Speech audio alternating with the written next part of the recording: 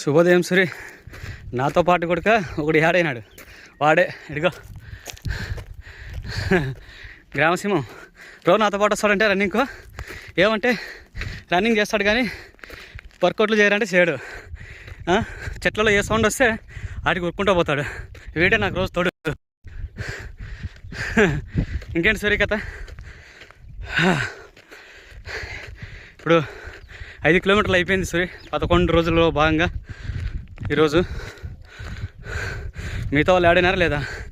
అరుణ్ కడప నుంచి కొడతానే, అరుణ్ మళ్ళా ఉలుకు పలుకు లేదే.